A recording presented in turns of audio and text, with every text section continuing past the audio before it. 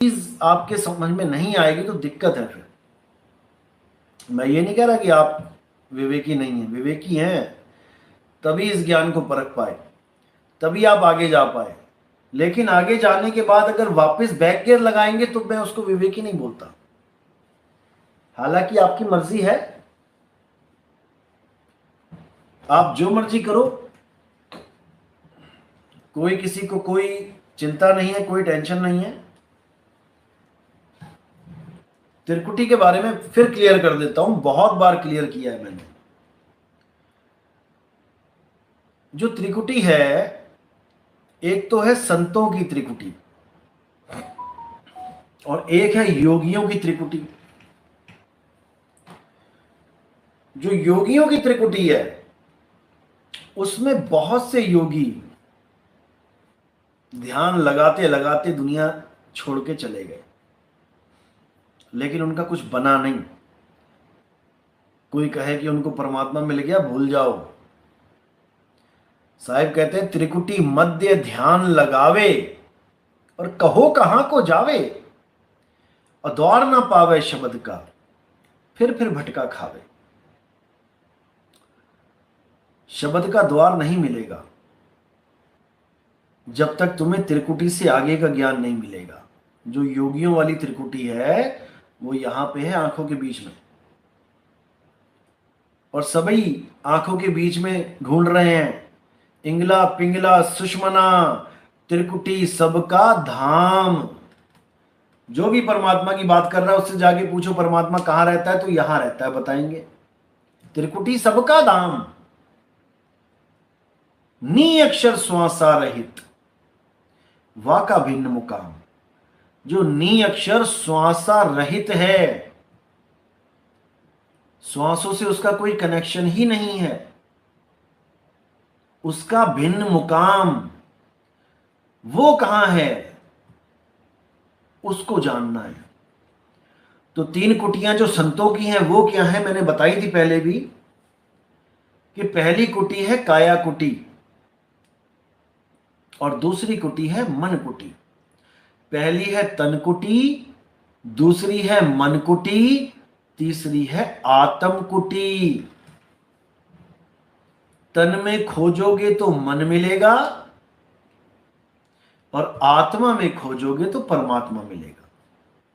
इसलिए तन और मन को तो कर दो किनारे। तन और मन का जितना खेल था उतना खेल खेल चुके हैं।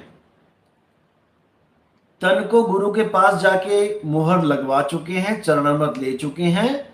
मन के द्वारा हम गुरु को अपना चुके हैं, मन के द्वारा हमने गुरु को अपना मान लिया है। बस इतना खेल बहुत है तन और मन का। अब आगे खेल है सुरत और आत्म शब्द का। वहां पर ये तन मन का खेल ही नहीं है। शरीरों के साथ तुम्हारा कनेक्शन रहना ही नहीं चाहिए। 24 घंटे तुम विदेही अवस्था में रहो। इस तन को एक झोपड़ी मान के रहो। इस तन को झोपड़ी मान के रहोगे तभी ये झोपड़ी खाली करने की तैयारी पल पल करते रहोगे। अगर इस तन को तुम अपना स्वरूप मान बैठे तो इसको कैसे छोड़ोगे? तब तो तुम्हें लगेगा हाय मैं ही मर गया, हाय मैं नहीं मरना चाहता। कैसे छोड़ोगे? सारे काम करते हुए इस शरीर को अपना स्वरूप नहीं मानना है, खुद को कर्ता नहीं मानना है। खुद को कर्ता मान लिया तो समझ लो फंस गए काल जाल में। ये काल तुम्हें कर्ता ही तो बनाता है जबकि तुम कुछ कर ही नहीं रहे हो। यही इस काल का जाल है कि तुम्हें कर्ता बना के फिर भुगताता है। तूने ये किया, तूने ये किया, तूने ये किया। यही नानक साहब समझा रहे हैं, जब लग जानू मैं हूं कर्ता और तब लग गर्भ जून में फिरता। जब तक तुम अपने आप को कर्ता मान रहे हो तुम्हें गर्भ जून में जाना ही पड़ेगा, कोई रोकने वाला नहीं है, कोई नहीं रोक सकता। और अगर तुम ये मान के बैठे हो कि कोई गुरु तुम्हें बचा लेगा गर्भ जून में जाने से, ये तुम्हारी बहुत बड़ी गलतफहमी है। कोई गुरु किसी को भी गर्भ जून में जाने से नहीं बचा सकता। अगर वो बचा सकता होता तो वो खुद ही ना आता, वो खुद ही गर्भ जून में ना आता। खुद क्यों आ गया? अगर वो सबको बचा सकता है तो भूल जाओ इस बात को, बिल्कुल दिमाग से डिलीट मार दो इसको। अगर तुम्हारी आस हल्की सी भी देही गुरु में लगी रही कि वो मेरी मुक्ति करवाएगा, तो तुम्हारी हालत खराब होने वाली है। वो केवल अरदास लगाता है, देही गुरु अरदास लगाता है कि इस बच्चे का कल्याण हो जाए, परमात्मा इस पर दया कर दो। 1000 बार बोला है, 1001वीं बार भी सुन लो। सेवा को दो ही भले, एक संत एक राम, और राम है दाता मुक्ति का, और संत जपावे नाम। मुक्ति का जो दाता है वही तुम्हें गर्भ जून से बचाएगा। भूल जाओ कि कोई और तुम्हें गर्भ जून से बचा सकता है। गलत फहमी में मत रहना किसी में, पता लगा फ्री में मारे गए। वो बंदी छोड़ है, वो परमात्मा है, वही बचाएगा तुम्हें। और उसके बचाने का तरीका क्या है? जब तक वो तुम्हें समझ में नहीं आया तब भी तुम्हारे भ्रम नहीं टूटेंगे, तुम्हारा संदेह खत्म ही नहीं होगा। इसीलिए बोला ना, ध्यान विदे और नाम विदेहा, दो लख पावे मिटे संदेहा। ध्यान विदे तो गुरु ने बता दिया आपको कैसे ध्यान धरना है मालिक के नाम पे, और जो नाम विदेहा है ये अनुभव ज्ञान है, ये कोई ले और दे नहीं सकता। नाम विदेहा, जब आप ध्यान धरोगे परमात्मा का, गुरु से विधि प्राप्त करोगे कि सच्ची भक्ति कैसे करते हैं। कोई नाभि पे ध्यान लगा के बैठा है, कोई नाक पे ध्यान लगा के बैठा है, कोई त्रिकुटी में ध्यान लगा के बैठा है। अरे ये पूरी एक ही काया है, ये एक ही बिल्डिंग है, इसके फ्लोर हैं ये। और परमात्मा इस नकली बिल्डिंग में नहीं रहता, परमात्मा इस नकली कच्ची काया में नहीं रहता। अगर परमात्मा इस काया में रहता होता तो ये काया से कोई गलत काम ना होता कभी, और ना ही इस काया का कभी नाश होता। तो क्या करना है? गुरु जो सच्ची विधि बताता है उसको अपने जीवन में अप्लाई करना है। कैसे अप्लाई करना है? सुरत शब्द योग के द्वारा। सुरत यानी तुम्हारा जो ध्यान है, और शब्द यानी तुम्हारा सच्चा स्वरूप है। क्योंकि तुम्हारा सच्चा स्वरूप और परमात्मा का स्वरूप ये दो नहीं हैं। जब तक तुम्हें ये नहीं समझ में आया तब तक तुम किसी और के स्वरूप को देखने के लिए ललायित रहोगे।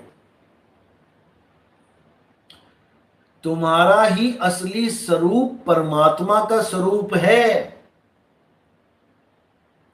सत्य स्वरूपी नाम साहिब का, सो निज नाम हमारा। वही मेरा नाम है, वही आपका नाम है, वही परमात्मा का नाम है। कहे नानक ये तेरी वड्याई, कोई नाम न जाने मेरा। सब मुझे किसी ना किसी का नाम जपवा रहे हैं, लेकिन कोई मेरा निज नाम मुझे नहीं बता रहा। बस दिक्कत यही है। और जब तक निज नाम नहीं मिल गया, जब तक हमारी मुक्ति होने वाली नहीं है। 3 गुणों की भक्ति में भूल पड़ा संसार, और कहें कबीर निज नाम बिन कैसे लागे पार। मेरा निज नाम यानी मेरा आत्म स्वरूप, कोई 52 अक्षरी निज नाम नहीं है। कि कई लोगों ने, कई गुरुओं ने क्या किया, तुम्हें तुम्हारा ही नाम रटवा दिया। किसी का नाम विमला है, विमला का ही नाम लेने गुरुजी ने पूछा बेटा तुम्हारा क्या नाम है, बोलती विमला है। तो गुरुजी कहते बेटा विमला विमला ही जपो, यही तुम्हारा निज नाम है। और विमला को कल को होश आया कि नहीं ये नाम अच्छा नहीं है, मैं तो नाम बदलना चाहती हूँ, अखबार में निकलवा दिया। विमला से कमला बन गई। अब गुरुजी के पास गई, गुरुजी मैंने नाम बदल लिया, अब भी विमला विमला करूं या कमला कमला करूं? Oh my God. तो ऐसे भी ड्रामे चलते हैं भाई दुनिया में। लेकिन आपने होशियार रहना है, खबरदार रहना है। सोवोगे तो चोर बाजी मार जाएंगे, और जागे रहोगे तो खजाना सेफ रहेगा। तभी साहिब कहते हैं तेरी गठरी में लागा चोर मुसाफिर जाग जरा। अरे 5 25 3 है चोरवा, इन मिलकी ना सोर मुसाफिर जाग जरा। 5 25 3 ही चोर हैं, और कोई चोर नहीं है कि तुम किसी और चोर को चोर समझ रहे हो। 5 25 3 है चोरवा। 5 तत्व, 25 प्रकृति और 3 गुण, यही चोर है। तो अब ये चोर कहां बैठा है, कहां है ये चोर? शीशे में देख लेना, सामने चोर दिखेगा। जिस चोर को तुम बहुत प्यार करते हो, जिस चोर को तुम इतना प्यार करते हो कि उसके सामने सबको छोड़ने को तैयार हो जाते हो, इतना प्यारा है तुम्हें तुम्हारा चोर। ये चोर छूटता नहीं है, क्योंकि है ही इतना प्यारा, छूटेगा कैसे? अपने अपने चोर को सबको ही डारो मार, और मेरा चोर मुझे मिले तो मैं तो करूंगा प्यार। क्योंकि कबीर साहब का कोई चोर है ही नहीं, उनको कौन ठग सकता है, उनके यहां कौन चोरी कर सकता है? ये तो हम लोग हैं जो ये चोर ठग रहा है, और हम आराम से ठगे जा रहे हैं। नहीं समझ में आता, इसलिए समझ में नहीं आता क्योंकि पुराना रंग ऐसा चढ़ा हुआ है। देखो बिल्कुल क्लियर सी बात बताता हूं, 2 तरह के लोग होते हैं, एक होते हैं विवेकी, एक होते हैं अविवेकी। बिल्कुल सिंपल सी बात बताता हूं, शायद इसी में कल्याण हो जाए। मान के चलो 2 प्रकार के लोग होते हैं, एक पढ़े लिखे, एक अनपढ़। अब पढ़ा लिखा अगर कहीं जाता है तो बस में या ट्रेन में वो देख लेता है लिखा हुआ कि भाई कहाँ जा रही है बस, और उसको अपने ज्ञान पे यकीन होता है, वो उस बस में बैठता है, चला जाता है। अब अनपढ़ को कुछ नहीं पता कि कौन सी भाषा का कैसा अक्षर है, तो अनपढ़ क्या करता है? अनपढ़ सवारियों से पूछना शुरू कर देता है कि भैया जी कहाँ जा रही है ये बस? एक ने बोला जी बनारस जा रही है। अगर वो एक की ही बात सुन के बस में बैठ जाए तो क्या पता वो बंदा खुद ही गलत बस में बैठा हो, जाना है इलाहाबाद और बैठ गया गलती से बनारस वाली बस में, तो वो गलत जगह पहुंच जाएगा। और उसकी बात सुन के वो बंदा दूसरे से पूछे कि भाई बस कहाँ जा रही है। दूसरे ने अगर बोला ठीक है तो तीसरे से पूछे, तीसरा भी लगे ठीक है तो उसको समझ में आना चाहिए कि बात बिल्कुल ठीक है। ज्यादा शक हो तो सीधे कंडक्टर से पूछ लो। बिना पढ़े लिखे भी वो अपने धुर तक पहुंचेगा। अब बस में बैठने के बाद दो कंडीशन बनती हैं। एक तो सफर का मजा लेता है बंदा, आनंद लेता है, और एक सफर में डरता है, घबराता है, चिंता में रहता है। क्यों रहता है? क्योंकि उसे विश्वास नहीं होता कि जिस बस में मैं जा रहा हूं ये बस सही जगह पहुंचाएगी भी कि नहीं। अगर तो उसे पूर्ण विश्वास हो गया फिर तो वो एंजॉय करता जाता है, नदियां देखता जाता है, पहाड़ देखता जाता है, जंगलों को देखता जाता है। फिर तो वो प्रकृति का मजा ले रहा है, आनंद ले रहा है। और अगर उसको यकीन नहीं है, यानी वो विचलित है, इतने लोगों से पूछने के बाद भी और पढ़ने के बाद भी, तो वो सफर का आनंद तो नहीं ले सकता। वो तो घबराता हुआ ही जाएगा। बिल्कुल सेम फंडा यहां पर भी है। आप आए, आपने देखा कि भाई ज्ञान तो बढ़िया समझाया जा रहा है, समझ में भी आ रहा है, लोगों को भी देख लिया कि हाँ भाई लोग जुड़ रहे हैं, नाम दीक्षा ले रहे हैं, अलग अलग धर्मों के ले रहे हैं, हिंदू आ लिए, सिख आ लिए, मुसलमान आ लिए, ईसाई आ लिए।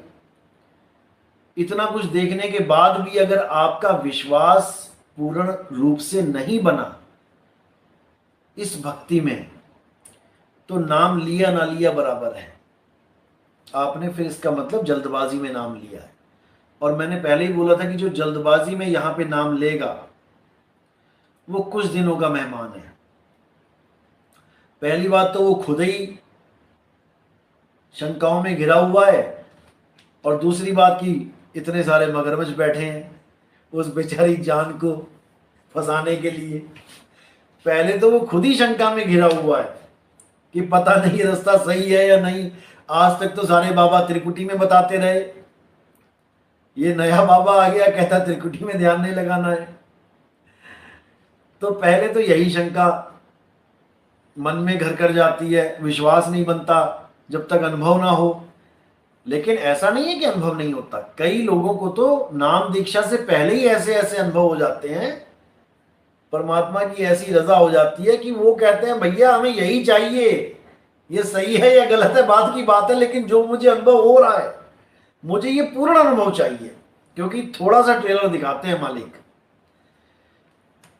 जब आप कहीं जाते हो गली में और कहीं से खुशबू आ रही हो, तो भले ही मान के चलो हलवे की खुशबू आ रही है, कड़ा प्रसादा बनाया किसी ने, ते भावें कड़ा प्रसादे तक तुसी पहुंच नहीं पाए, फिर भी गली च जिहड़ी खुशबू आ रही है थानू एक बार तो खड़ा दोगी कि वाह भाई। मतलब हिंदी में बता देता हूं, यानी आप अगर किसी गली में जा रहे हैं और कहीं पर हलवा बन रहा है देसी घी का, तो भले आप कढ़ाई तक नहीं पहुंच पाए, लेकिन उसकी खुशबू जहां आपको आएगी तो 2 मिनट तो आपको खड़ा कर देगी वहीं पे कि क्या बात है।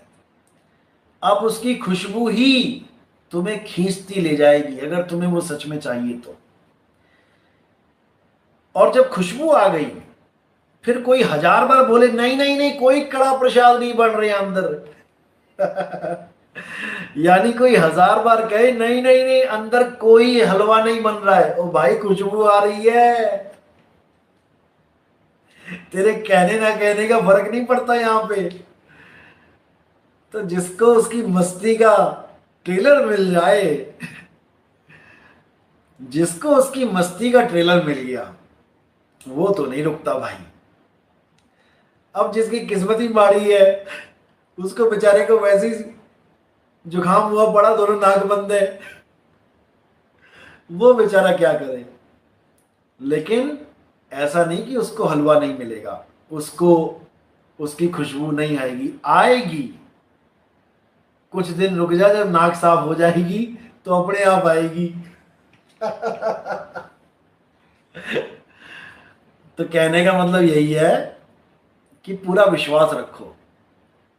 विश्वास से बड़ा कुछ नहीं है। कहें कबीर सुनो भाई साधो, मैं तो हूं विश्वास में। मैंने बोला है कि जब भी तुम्हें लगे कि तुम भ्रमित होने वाले हो, कोई त्रिकुटी वाली बाणी पढ़ के, कोई श्वासों वाली बाणी पढ़ के, कोई भी इंगला पिंगला कुछ भी है ड्रामा जितना भी है ये, इसकी बाणी सुन के लगे तुम्हें कि तुम भ्रमित होने वाले हो, तो तुम चुप करके ये भजन सुन लिया करो। कौन सा? मोको कहां ढूंढे रे बंदे, मैं तो तेरे पास में। अरे नहीं, प्राण में। कट गया ना प्राण। ये वायु वाले जितने ये पंप लेके घूम रहे हैं गुरुआ लोग, हवा भरने के लिए तुम्हारे अंदर, कि वायु में परमात्मा है, वायु में, ये पंप उनका उखाड़ फेंका एक ही वाणी में। नहीं प्राण में, नहीं पिंड में। ये पूरा पिंड, इसमें परमात्मा नहीं है। लाखों आए और इस पिंड में ढूंढ ढूंढ के लाखों चले गए। नहीं प्राण में, नहीं पिंड में, ना ब्रह्मांड आकाश में, और नाम है त्रिकुटी भंवर गुफा में। कट गई त्रिकुटी? अभी भी त्रिकुटी में ढूंढना है क्या? नाम है त्रिकुटी भंवर गुफा में, सब श्वासों की श्वास में। अब यहां आ जाओ। अगर सब श्वासों की श्वास में आना है तब भी आ जाओ, और अगर बिल्कुल क्लियर करवाना है तो बोलो नहीं श्वासों की श्वास में, क्योंकि नहीं प्राण में पहले ही बोल दिया है। प्राण में और श्वास में पहले फर्क ही बता देना। जितने ये प्राण योगी बने बैठे हैं, श्वासा वाले, नाभि वाले, तुम नहीं प्राण में और नहीं श्वास में, इसमें फर्क बता देना। नहीं बता पाओगे भाई। तो बिल्कुल क्लियर है, ना श्वासों की श्वास में। अगर ना श्वासों की सांस में बोलना है, क्योंकि ये वाणी में दोनों प्रकार से बोला गया है, नहीं श्वासों की श्वास में बोलना है तो इसका मतलब he is not available in your breath, in your breath he is not available. और अगर सब श्वासों की श्वास में ये बोलना है तो फिर आ जाओ, श्वासों की भी जो श्वास है उसमें वो है। अब श्वासों की श्वास का मतलब क्या होता है? जैसे हम कहते हैं देवों के देव महादेव। एक देव होते हैं इंद्रदेव, वायुदेव, अग्निदेव, ये देव, वो देव, और एक होता है देवों के देव, यानी इन सब देवी देवों से जो ऊपर ताकत बैठी है। तो हर श्वासों की श्वास में, यानी जो श्वासों की भी श्वास है, जिसकी वजह से सांस चल रही है, किसकी वजह से चल रही है? थोड़ा दिमाग लगाओ। परमात्मा ने बुद्धि दी है, इंसानी चोला दिया है तुम्हें, तुम्हें 1,84,00,000 से ऊपर बैठाया ले जाके। लगाओ दिमाग। ये श्वास किसकी वजह से चल रही है? ये दिल किसकी वजह से धड़क रहा है? ये ब्लड किसकी वजह से दौड़ रहा है? ये सांस रुक जाती है, ब्लड रुक जाता है, दिल धड़कना रुक जाता है, क्या चीज जुदा होती है? बस इसी को समझना है। जब तक आत्मदेव की कृपा रहती है तब तक ये खूब खूब भागता है, एंजॉय करता है, और जब कनेक्शन टूट जाता है तो ये मुर्दा कहलाता है। अभी तक तो जिंदा था, आंख थी, नाक थी, मुंह था, हाथ पैर थे, लीवर, किडनी, फेफड़े, सब कुछ था, तब ये जीवित कहला रहा था। और मरने के बाद कौन सा कुछ खत्म हो गया? आंखें भी हैं, किडनी भी है, लीवर भी है, दिल भी है, लेकिन धड़क नहीं रहा। इसीलिए जिसकी वजह से सांस चल रही है उसको बोला है सब श्वासों की श्वास में। उसको समझो। तो अब भ्रमना नहीं है त्रिकुटी के नाम पे। त्रिकुटी जो जोगियों की है वो है आंखों के यहां पे बीच में, माथे पे। जिसका ये खुल गया ना, त्रिकुटी खुल गई जिसकी, उसको परमात्मा मिल जाएगा। भाई जिसकी ये त्रिकुटी खुल गई, समझ लो उसका कल्याण हो जाएगा। किस किस की खुली है? खुद इतिहास उठा के देखो, इतिहास के पन्नों को खंगालो। जिस जिसकी ये तीसरी आंख खुली है वो महाप्रलयंकारी बताया गया है। वो प्रेम का पुजारी नहीं, वो महाक्रोधी बताया गया है। और क्रोध की ही निशानी है तीसरी आंख खुलना, यानी कि सामने वाला भस्म, खत्म। लेकिन नहीं समझ में आ रहा है क्योंकि सत्संग नहीं सुन रहे हो। बस सत्संग ही सुनना है और कुछ नहीं करना है। दिन रात दिन रात दिन रात दिन रात साबुन लगाओ सत्संग का, फिर देखो कैसा उजाला निकलता है कपड़ों में से। सारी मैल, अज्ञानता की सारी मैल बिल्कुल क्षण के बाहर निकल जाएगी। लेकिन लगाना अपनी ही है। मैंने तो बोल दिया जितना बोलना है, और चलो आगे भी बोलता रहूंगा क्योंकि ड्यूटी मालिक ने ऐसी लगा रखी है। लेकिन भाई समझने वाला भी चाहिए ना। बोलने वाला बोल बोल के चला जाए और समझने वाला समझ समझ के भी ना समझ पाए तो क्या फायदा होगा बोलने से। इसलिए बिल्कुल भ्रमना नहीं है और पूरे ज्ञान आधार से चलना है। अब आजकल एक मैसेज और आता है बहुत, और लोग उसकी वीडियो भी भेजते रहते हैं। अरे भाई मुझे ऐसी वीडियो मत भेजा करो भूतों प्रेतों वाली। यानी कि किसी के अंदर भूत आ गया, बाबा ने झाड़ा मार दिया, बाबा ने पहले ही बता दिया तेरे मन में क्या चल रहा है। ऐसे 36 बाबा बैठे हुए हैं। जो लिखने वाले बाबा हैं कागज पे पहले ही लिख देते हैं। ये सब बहुत बड़ा प्रोपोगेंडा होता है। अभी आप लोग नहीं जानते इन बातों को। यहां डरे हुओं को डराया जाता है। ये देश ही ऐसा है हमारा। और यहाँ पे डरे हुए की कोई गिनती गिनती नहीं है। यहाँ पे इतने लोग मिल जाएंगे डरे हुए कि आप गिनती भूल जाओगे। अभी कह दो किसी कॉलोनी में जाके कि शनिदेव का प्रकोप होने वाला है, आज सब शनिदेव के वहां जाके दूध चढ़ा दो। भाई ये दूध भी चढ़ा देंगे, जबकि शनिदेव का कोई लेना देना नहीं है दूध से। तो ये डरतों को डराती दुनिया है जिनके नाम पे झाड़े लगाए जा रहे हैं। हनुमान जी के नाम पे। हनुमान जी ने कभी झाड़ा ना लगाया किसी का। नहीं तो हनुमान जी के हाथ में गदा की जगह झाड़ू होता, मोर पंख वाला। भाई समझो बात को। हनुमान जी ने कहीं पे भी किसी का भी झाड़ा लगाया हो तो मुझे प्रमाण दे दो।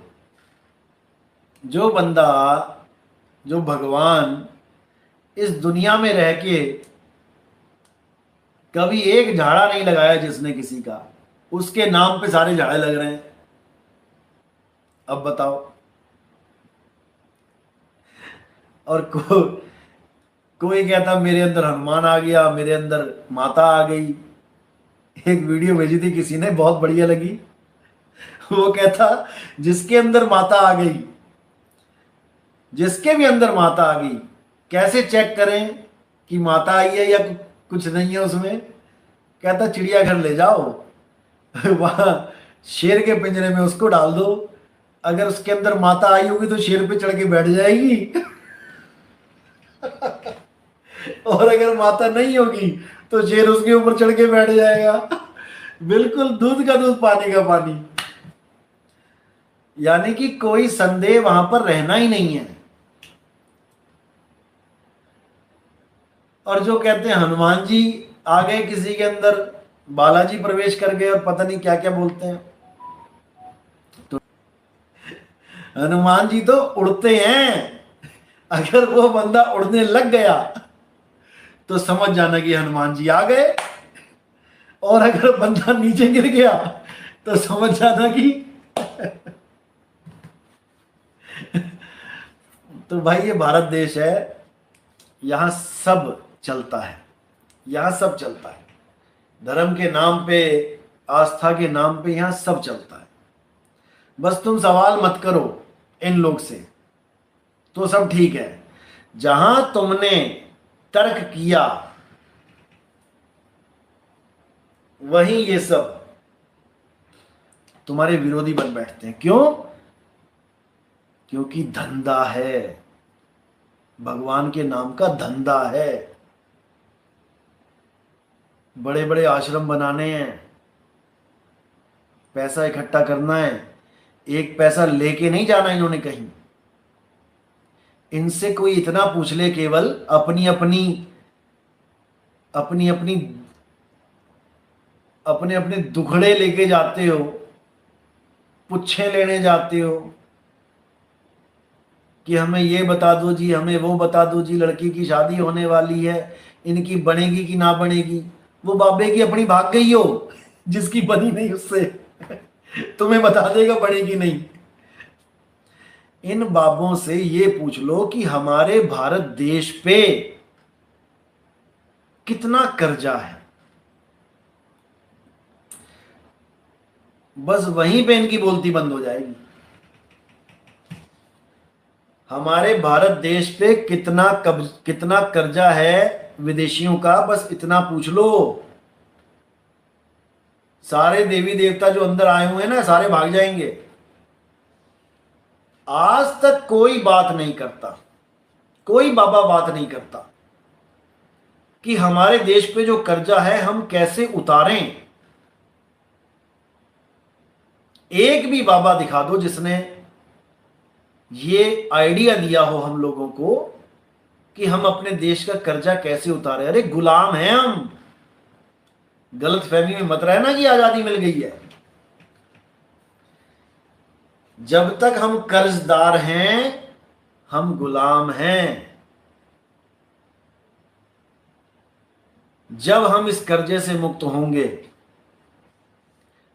तब हम अपने डिसीजन खुद ले पाएंगे, नहीं तो भूल जाओ। तो अगर कोई बाबा लोग इस दुनिया में कुछ करना चाहते हैं भारत देश के लिए, तो हमें आश्रमों की जरूरत नहीं है भाई। बहुत बड़े बड़े बना लिए, हर शहर में 5, 10, 25 बना के बैठे हो। हमें ये बताओ कि भारत का कर्जा कैसे खत्म होगा। हर आदमी कर्जे में डूबा हुआ है। इस कर्जे को आप डिवाइडेड बाय जनसंख्या कर दोगे ना, आपको समझ में आ जाएगा कितने हजार का कर्जा है आप एक एक सिंगल बंदे पे। आप कर्जदार ही पैदा हुए हो, और आपकी सारी जनरेशन, भले तुम करोड़पति बन जाओ, तुम भी कर्जे में ही हो। जब वहां से हुक्म आएगा तो तुम्हारी नहीं चलेगी यहां पे। तो इन बाबों का चक्कर छोड़ो और सब एकजुट हो जाओ, और भारत को विश्व गुरु अगर बनाना है तो पहले इसको गुलामी से तो बाहर निकाल दो, नहीं तो कुछ होने वाला नहीं है। चलो ये तो हो गया अपना टॉपिक भारत देश का। बाकी इस पे भी आगे बात करेंगे, बहुत कुछ बोलना है अभी, क्योंकि ये भी हमारा ही देश है। हालांकि चलो हम इस देश में रहते हुए भी इस देश के नहीं है, लेकिन जहाँ पर हम जन्म लेते हैं, हमारा शरीर जन्म लेता है, हमारे कुछ फर्ज होते हैं उस देश के प्रति। जहाँ का हम नमक खाते हैं, हमें नमक हलाली भी करनी पड़ती है। क्लियर हो गया? त्रिपुटी में ध्यान नहीं लगाना है, और जो लोग लगाते हैं, चलो कुछ नहीं से कुछ भला करते हैं। जो कुछ भी नहीं करते, जिनके ज्ञान ABCD भी समझ में नहीं आई मूल ज्ञान की, वो अगर त्रिपुटी में ध्यान लगाते हैं, वो अगर श्वासों में ध्यान लगाते हैं, सोहंग सोहंग का जाप, अजपा जाप जपते हैं, तब भी मच बेटर देन नथिंग, अच्छा है। कुछ नहीं से कुछ भला है, लेकिन कुछ से काम नहीं चलता है, सब कुछ से काम चलता है, पूर्ण से काम चलता है।